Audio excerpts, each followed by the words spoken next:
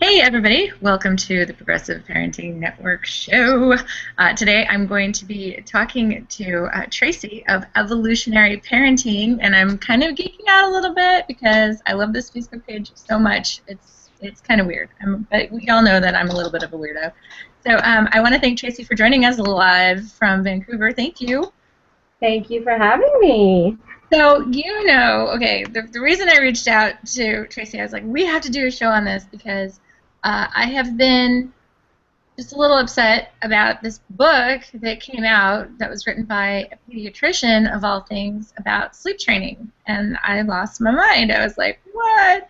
So I want to keep talking about this. I mean, I did a show with Dr. James McKenna and Dr. Marcy Axis not too long ago, and we discussed it, but I think this deserves a lot more discussion because in this day and age, it's really hard for me to believe that this keeps coming up. So let's talk about this. But before we do, hold on, I forgot. Can you tell everybody a little bit about evolutionary parenting? I do this all the time where I think that everybody knows what I know or likes what I like with the same fervor and ridiculousness that I do. So if you could just tell everybody a little bit about evolutionary parenting, and then we'll just jump on this. Really?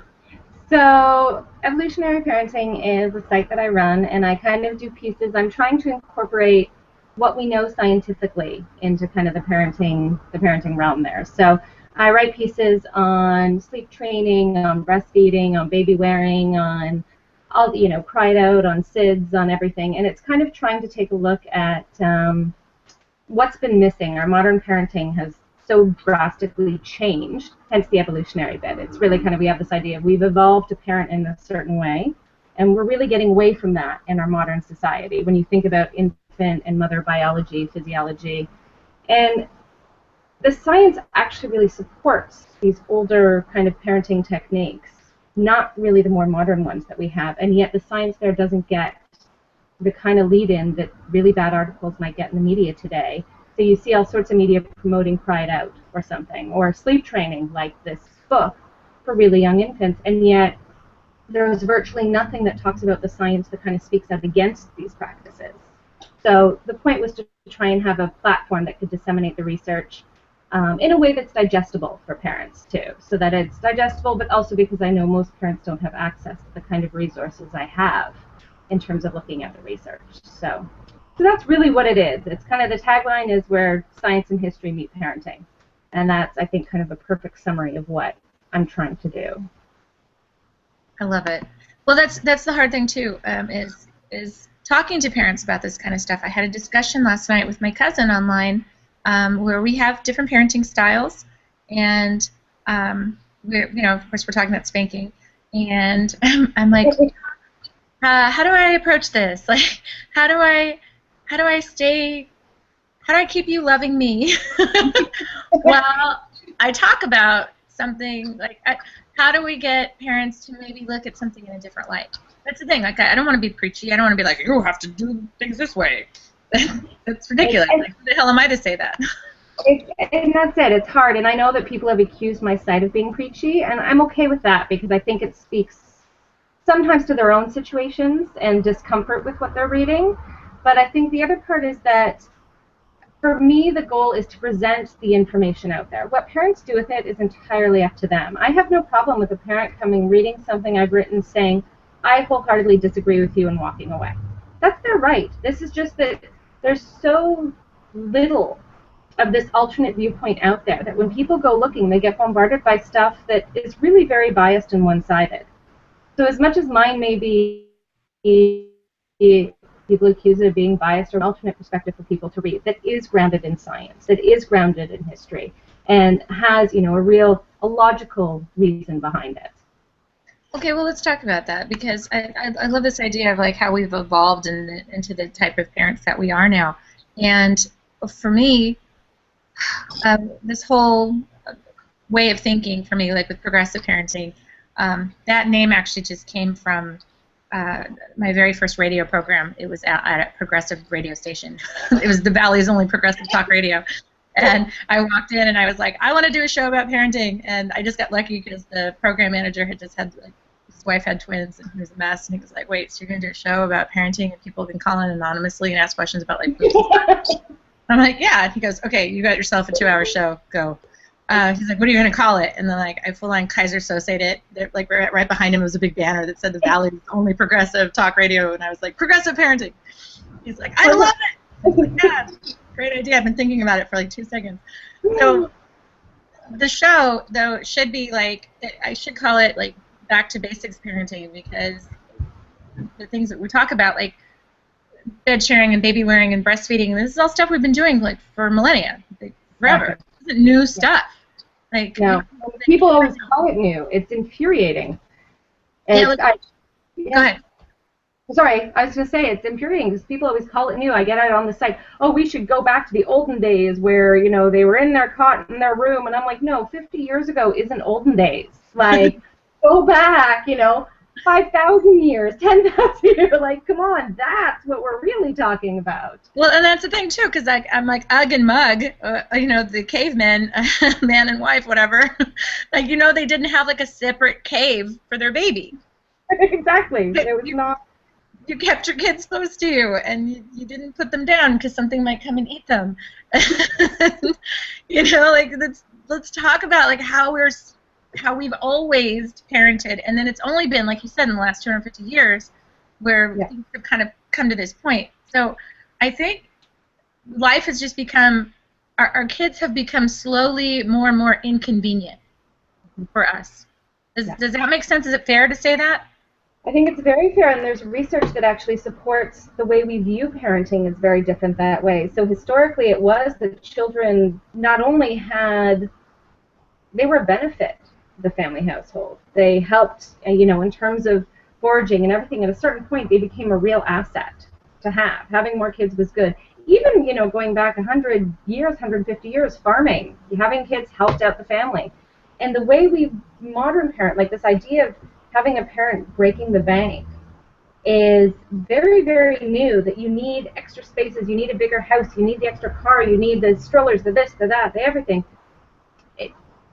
It's us. It's not that it's needed. It's that our cultural values, for some reason, have decided that this is what the ideal parenting is. My husband, the other day, he works on a tech show. He does directing, and they did a segment on baby technology.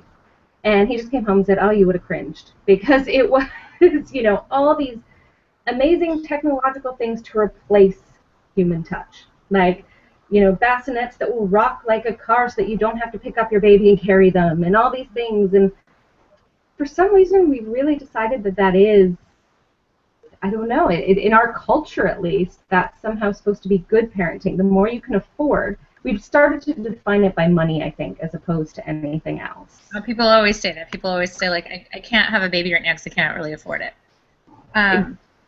If you go from, like, I always look at my first baby and then now. Like, my first baby, we had this huge baby shower, and I, like, registered for everything under the sun, and I got everything under the sun, and I used none of it. I ended up using the crib as, like, a laundry basket, and I'm like, why did I get all this stuff? And, like, now, when I got pregnant with my fourth child, my mom called me from California. She's like, what do you need, babe? I'm like, I don't need anything, really. She's like, well, you guys don't have, like, anything over there, like, you know, for a baby, in her mind. I was like, I got 2 boobs, 2 arms, I'm good. That's it. Exactly. You know, I have everything I need. I don't need, you know, maybe you could buy me some cloth diapers, and that would be great. Yeah. But you look at these 2 different moms, like the mom where I thought I needed all this stuff in order to have a child, and then now I'm like, that it took a long time in between of learning stuff. And I think that part of that that's unfortunate is we have such a society where people don't see other families before they have their own. They don't see babies. There's so little interaction. Like, parents stick together once they're there, but they kind of lose touch with their friends that don't have kids. Yes. And, you know, kids in high school, kids in university, everything. There's so little exposure that they don't really know what to expect. It's the same thing that you can argue about the problems with breastfeeding. Breastfeeding is culturally learned. We transmit that information by being able to see it on a regular basis and kind of understand, just even passively learning the trials and tribulations of one mother and how they managed to fix it, what kind of support they needed, just the normalization of it. And when that's not there, suddenly you have a lot of other problems, and you're kind of left alone with them, that you don't quite know exactly what to do. And so our modern parenting, people go into it with the idea of what the media has told them. The TV, look at all these fun gadgets that you can have and that are going to help your baby, when in reality, if they just spent time with parents, they probably would realize ahead of time, oh, wait, I don't need X, Y, or Z. Yeah, absolutely. Well, yeah. Yeah, you would know. I didn't hold a baby till I had a baby. I'd never held a baby. I had no idea about anything when I had my first child. So let's talk about this. So I had my first baby, and we had this beautiful crib that my mom and grandma had spent all this money on, and I was living with my parents at the time. And so the baby would cry, and I would go be with the baby, and then try to get her back to sleep, and then I'd walk back to my room and go to sleep, and then she'd cry again, and I'd get up, and it was a nightmare. So finally, like after like 2 weeks, I was like, took my baby back to my room, put her in bed with me, nursed her, fell asleep, and that was great. And I was like secretly doing it at night. And then I would try to wake up before my mom and dad got up, put the baby back in the crib so that they would think that she slept in the crib the whole night. Because she came in my room one morning for something, and the baby was in the bed, and she was like, "Babe, you can't do that. You can't sleep with your baby." And I was all, "Oh, okay." And so I was like sneaking around, sleeping with my child, like having my baby in my bed, because I was so afraid that my mom would find out. But like in my heart, I felt like it was the right thing to do. Mm-hmm. So I sort of stumbled into attachment parenting in that way, you know. And then fast years later, I'm on the board of directors for attachment parenting. Well, I think the funny thing is, and not funny, it's kind of sad, but your story is exactly one of the main reasons why I think people argue we need more information about bed sharing, because what you were doing with, I mean, it's great, you figured it out, but imagine if you'd had the knowledge of all the safe ways to do it too. Like, because there's parents that will go into a state, be so exhausted, they're not paying attention, they don't look at the covers, the pillows, the this, the that, and that's when we have a higher risk of something really bad happening. And by being like, can't do it, well, who can talk about it? Who can admit to it? Who can find out the best ways to do it, what works for them, and so on? It's just, it's such a problem.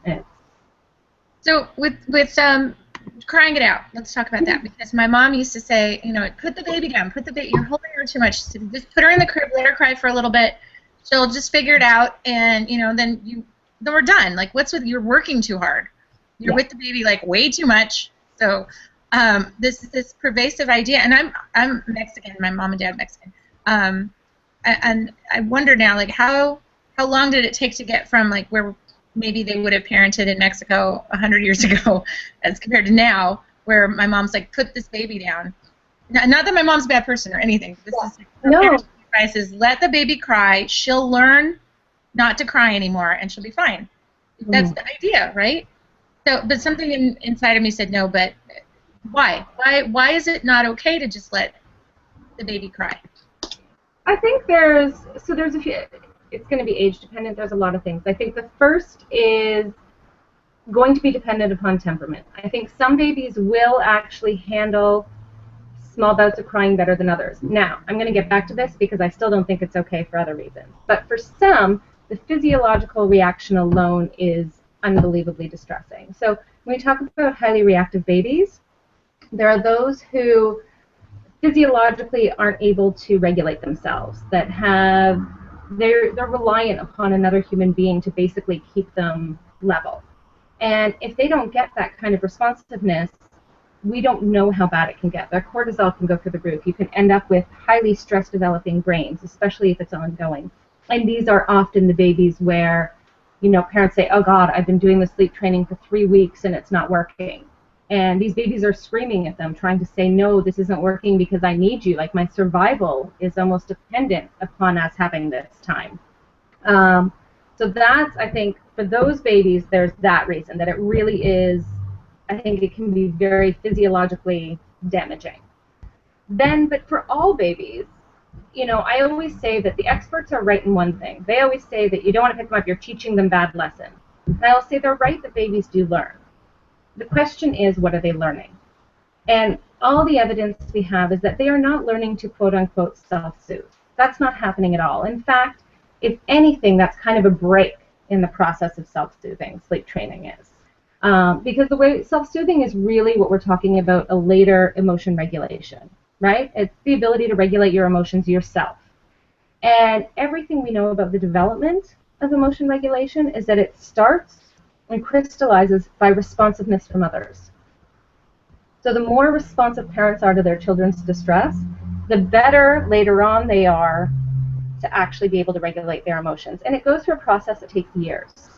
So in the, one of the first signs you see of children starting is even just actually actively looking for a caregiver, reaching out to a specific person because they say, hey, I know you can make me feel better. And people ignore that. They think I'm still the crutch, or they're still the crutch, pardon me. But in reality, that's the infant showing the first sign of being able to regulate their own emotions. They're just using what's available to them to do it. And they know the best thing is their caregiver. So what we're teaching them, even the other ones, is we're basically saying, you need to learn that I'm not there for you. And wow. How that goes long term, I don't know that that's the lesson we want. And people always argue that no, but it makes me a better parent during the day. It allows me, to be warmer and more happier. And I unfortunately, I say unfortunately because I really mean it unfortunately, but did a piece recently on kind of this myth of warmth. And there's research out there that shows that actually the warmth we have with our kids during the positive interactions when they're not distressed is qualitatively different than how we respond to them in distress in terms of outcomes. So as warm as we may be during the day, if we're ignoring their distress regularly at other times, we're actually still running into a host of other problems because that warmth does not overcome it. It doesn't take away that kind of lack of responsiveness, or in the case of spanking and everything, the negative responsiveness. So we can't use that as a crutch anymore. I mean, I think science is, I feel like there's enough there to say that no, it's really not enough to just say, well, it makes us better parents at other times, because it is a 24-hour job. And if your kid, in cases where they're incredibly distressed, often it's a sign of some underlying other problem. And you're going to say, okay, let's just ignore whatever medical problem is going on and just shut up and sleep. Parents don't think of it that way, but that is what's being said to them. Yeah, this whole idea that the whole sleep training thing, I had, somebody said once at one of these conferences that I was at, like, yes, when you sleep train, you are training them something. What you're training them to do is to not trust. Like, to not trust that you'll be there for them. And I was like, dang, that's hardcore. Like, ouch. But that's and how do you approach parents with that? Because let's say I've been sleep training my first child and I'm pregnant with my second child, and then I see these two people online thinking that they know everything, and I'm a bad parent because I did that. Is that what you're telling me? Do you know what I'm saying? Like, people are like, unlike, or whatever. Like, oh, I know. And how do we present it in a way that we're like, no, like, because you could only parent with what you have. Like, you only know what you know when you know it. And at least for progressive parenting, what we're trying to do is just present, like, here's a new idea, do with it what you will, and I just can't not say anything though, because this is about the babies. It's not about the parents, really. The program is, we always said that we don't want you to be alone because living in isolation sucks, but really it's about your kids. Like, they deserve a shot at something better than what we got, I think. I agree. I think I always find it this way with parents, is some are going to be defensive and not want to hear it anyway. They want to kind of step out. I think some are open, so long as you've given them an out to be able to kind of come to terms with what they've done. So I did one piece recently on kind of recovering and moving on from having done Pry It Out. The reconnecting with your kid, the finding out if your kid is one of those ones that had kind of more internalized effects from it. Because there are some kids I don't think that will. I think it's just unfair to say every child is going to have this. Just like we know not every child is, not every mother is going to breastfeed. Not every child is going to do X or Y. It's unfair to put that kind of causality on it. But I think that if you can give them an out and say, you know what, you did the best you could, and here is an aww. She took him for a walk and he just passed out. It's so cute. Sorry, go ahead. But if we can give parents kind of a chance to say, you know what, we all do things we're going to regret down the line, and that's just every day. I mean, it's the idea of the fact that you might have harmed your baby is so horrifying that I think, I mean, of course, it's just you block up right then and there. So giving people a chance to say, okay, here's one way that you might be able to kind of move beyond that if you feel you did. If you see signs in your child that there was a problem, here's a way to fix it. So going forward, you can also change because you've been given the opportunity to make amends previously. That's the one thing that at every conference I've ever been to, the nice thing that I hear, especially with like APA, is that it's never too late. That it's never too late to get that bond back together. So if we're talking about like moms who were separated from their babies at birth and they felt disconnected from their children, you can always get that back. Like there's always a chance to like fix it, if that makes any sense. And I love that. That's the whole thing about this. Like I had all kinds of regret when I was like, trying like the cry it out with my first daughter. I still like feel really, really bad about that. But it doesn't define me. Like those decisions don't define you as a human being. It's like what you choose to do next that always, I think that's the saving grace. If I'm talking to parents, it's not like I'm not here to say like you made bad decisions, so you're a bad parent, and I'm judging you. And it's not like that at all. It's just like there might be a different way to raise our kids. Let's talk about it. Let's have this discussion. And there's ways that if you feel you made mistakes in the past and you see possible outcomes that might be linked with, here's ways to reconnect now. And it may take a little longer, it may be a bit more work, but it's not impossible, and it's always going to be there for you to take advantage of whenever you choose to take advantage of it, if you feel you need to take advantage of it. And it's one of the things in the book that we were talking about, the newborn sleep training book, that kind of drives me nuts is they have the section, one of many, many things that drives me nuts.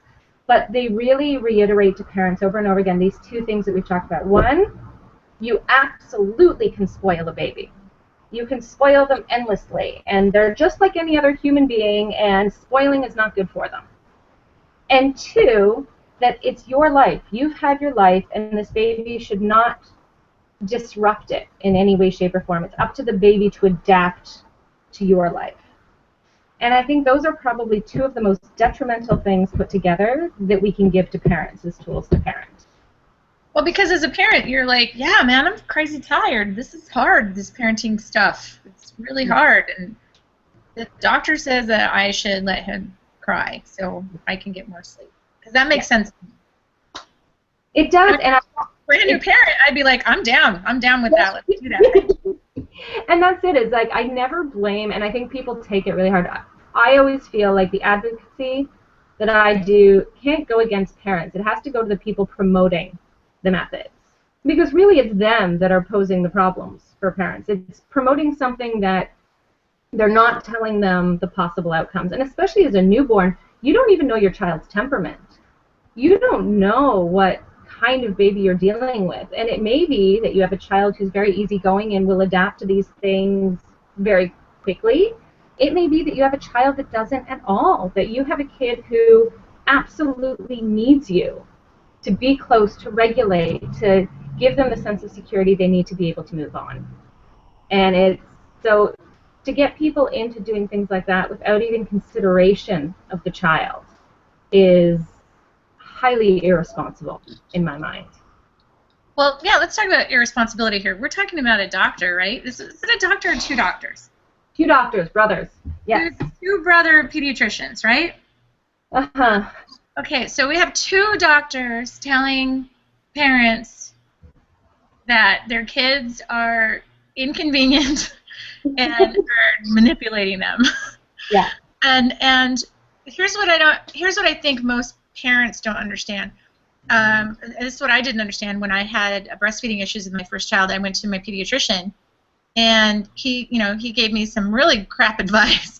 And it turns out, and I didn't know this, that most obstetricians and pediatricians don't have any training at all whatsoever when it comes to breastfeeding, and they're giving me advice. So, like, what about if they're telling people, like, your baby needs to sleep through the whole night? What if I'm breastfeeding my baby? What does that do to my breastfeeding relationship with my baby? Well, In this book, I know it's kind of one of the things that really bugs me because it is very much a formula-based book. They are upfront about the fact that they formula-fed all 5 of their kids. They have 5 girls between the 2 of them, all formula-fed. They speak in terms of bottles and quantifying the amount that you feed them, something that is absolutely impossible when you're breastfeeding. And they really, it's a formula-based book. And they try and throw in, no, of course it's possible to do the Jassy way if you're breastfeeding.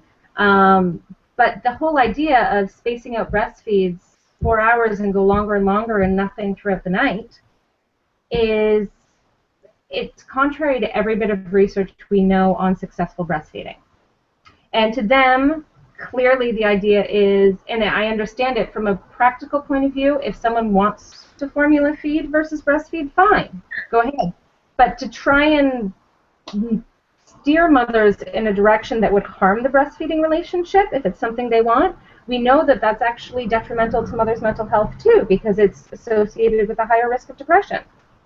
So I find, I mean, between that kind of advice, and then of course their Jassy cocktail, where their way of dealing with the bouts of teething or any kind of falling down. I mean, imagine if you gave your kid, they kind of liken it, obviously the worst thing you can do is to feed your child in the middle of the night. That is absolutely downright horrible. But giving them for a week or 2 a cocktail of drugs to keep them asleep is completely acceptable.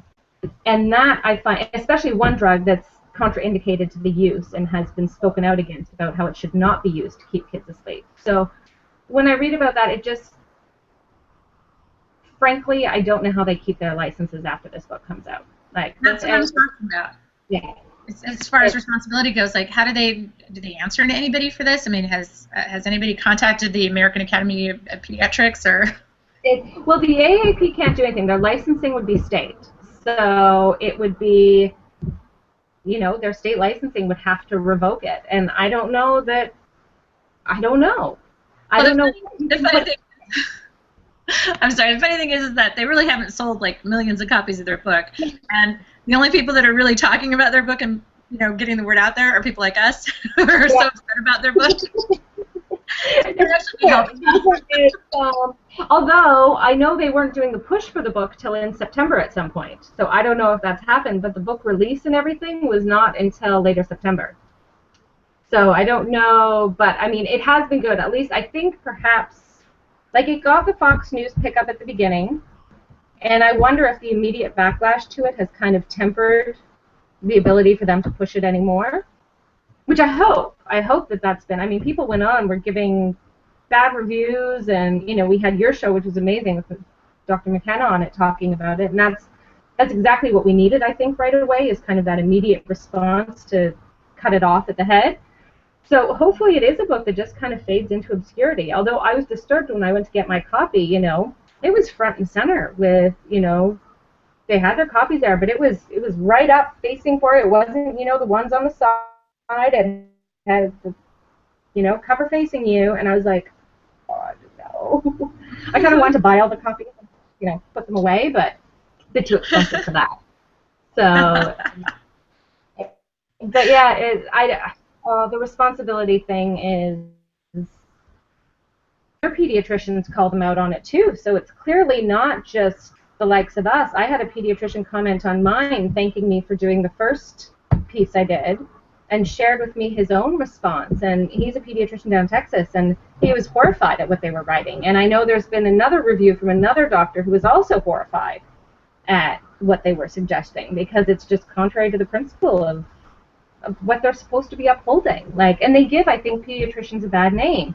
This comes out, and I hear everyone saying, oh, God, the doctors again. And there are wonderful pediatricians and wonderful doctors out there that are happy to understand, you have a breastfeeding problem, that's not my area, I'm sending you over here.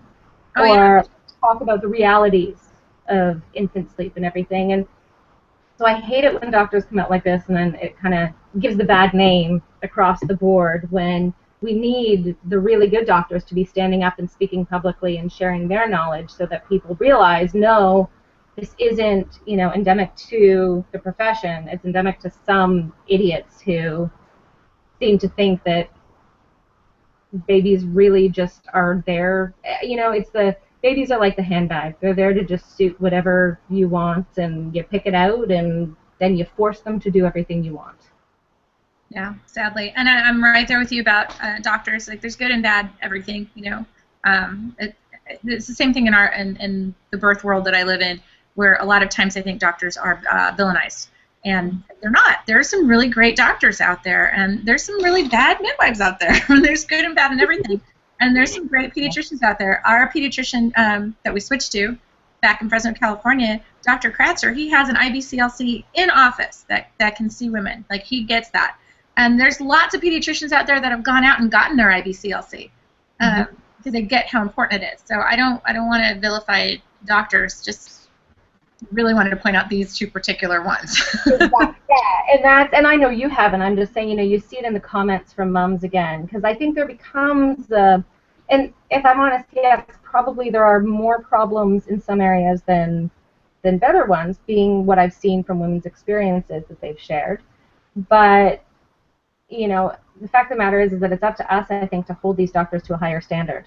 To be like, you know what, no, we're not accepting this crackpot view that by 3 weeks of age my newborn should be sleeping through the night and not hungry at all. And that somehow this is compatible with breastfeeding. Let's just cut the crap. Like, be honest with me. Yeah. And, you know, let's talk about this. So I think we need parents to really kind of hold their doctors accountable for what they're saying, and, you know, be prepared to, you know, so many times I hear women saying, I just ignore my doctor's advice when they're saying something that kind of counters. And I would hope that more and more people would actually feel comfortable standing up to their doctor and saying, you know, I don't think that's really true. And no, I'm still going to be breastfeeding fine. My daughter's 3, I'm breastfeeding, so what? Like, don't, you know, you can give me all this, I'm going to come in prepared with my counter to you, and help educate our doctors too about, you know, what we're looking for, what we need in terms of support, and, you know, also what we know is biologically normal. Well, it's a consumer-based society, so as consumers, I think once we start telling the doctors what we need and what we want, that's what we're going to get. It's just how things work. Exactly. Thank you so much. Well, thank you so much for having me. I know, we were like, we're only going to talk for like 10 minutes, and then Here we are 40 minutes later, but that's okay. I feel very strongly about this. So this is fantastic. If people want to know more about you, they can find out more about Tracy at evolutionaryparenting.com, or you can find them on Facebook at www.facebook.com/evolutionaryparenting. I'd love that you just wrote an article, Educating the Jassies, Lesson 3, Myths and Truths of Feeding and Sleep. I love all the work you've been doing on this. So awesome. Thank you so much. Thank you. Thank you so much for having me, and thank you for everything you do, too, for all the parents. I think it's such a wonderful resource. Oh, thank you. Yay, a little love fest here at the end. Awesome. All right, y'all. Until next time, please take care of yourselves and take care of each other.